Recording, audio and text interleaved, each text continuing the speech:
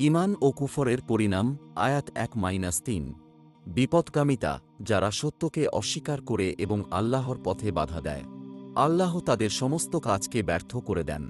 সাফল্য যারা ঈমান আনে, সৎকাজ করে এবং রাসূলের ওপর অবতীর্ণ সত্যকে গ্রহণ করে, আল্লাহ তাদের পাপগুলো ক্ষমা করে দেন এবং তাদের অবস্থা সংশোধন করে দেন। পার্থক্য: অবিশ্বাসী বা কাফিররা মিথ্যার অনুসরণ করে, আর বিশ্বাসীরা তাদের রবের পক্ষ থেকে আসা সত্যের অনুসরণ করে। 2 যুদ্ধের ময়দানে করণীয় ও বীরত্ব আয়াত 4-6 সংঘাতের নিয়ম: যুদ্ধের ময়দানে শত্রুর মোকাবিলা করার এবং শক্তভাবে বন্দী করার নির্দেশনা দেওয়া হয়েছে। যুদ্ধ শেষ হলে বন্দীদের প্রতি দয়া প্রদর্শন বা মুক্তিপণের বিনিময়ে ছেড়ে দেওয়ার কথা বলা হয়েছে। আল্লাহর পরীক্ষা: আল্লাহ ইচ্ছা করলে নিজেই তাদের শাস্তি দিতে পারতেন, কিন্তু তিনি যুদ্ধের মাধ্যমে তোমাদের একে অপরের দ্বারা পরীক্ষা করেন। শহীদদের মর্যাদা: যারা আল্লাহর পথে জীবন দেন, আল্লাহ তাদের কর্ম বৃথা যেতে দেন না। তিনি তাদের সঠিক পথে পরিচালিত করবেন এবং চিরস্থায়ী জান্নাতে প্রবেশ করাবেন।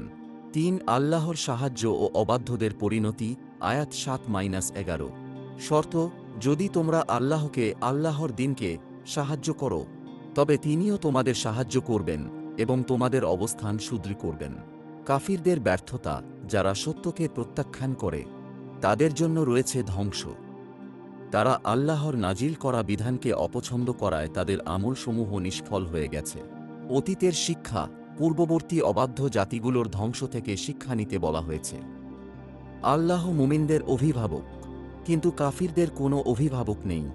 4 জান্নাত ও জাহান্নামের চিত্র আয়াত 12-15 উপমা: মুমিনরা জান্নাতে প্রবেশ করবে যার পাদদেশে নদী প্রবাহিত। অন্যদিকে কাফিররা দুনিয়ায় কেবল ভোগবিলাসে মত্ত থাকে এবং পশুর মতো আহার করে, তাদের শেষ ঠিকানা জাহান্নাম।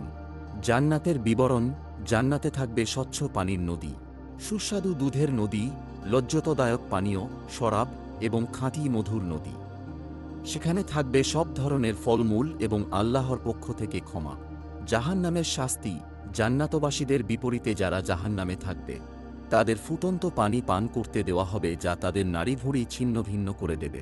5 মুনাফিকদের আচরণ ও হেদায়েত আয়াত 16-17 মনোযোগের অভাব: কিছু লোক আছে যারা রাসূলের কথা শোনে ঠিকই, কিন্তু বের হয়ে যাওয়ার পর অন্যদের জিজ্ঞেস করে, তিনি এইমাত্র কি বললেন? এদের অন্তরে আল্লাহ মোহর মেরে দিয়েছেন, কারণ তারা কুপ্রবৃত্তির অনুসরণ করে। সফলতা: পক্ষান্তরে যারা সৎপথ হেদায়েত গ্রহণ করে, আল্লাহ তাদের হেদায়েত আরও বাড়িয়ে দেন এবং তাদের তাকওয়া আল্লাহভীতি দান করেন।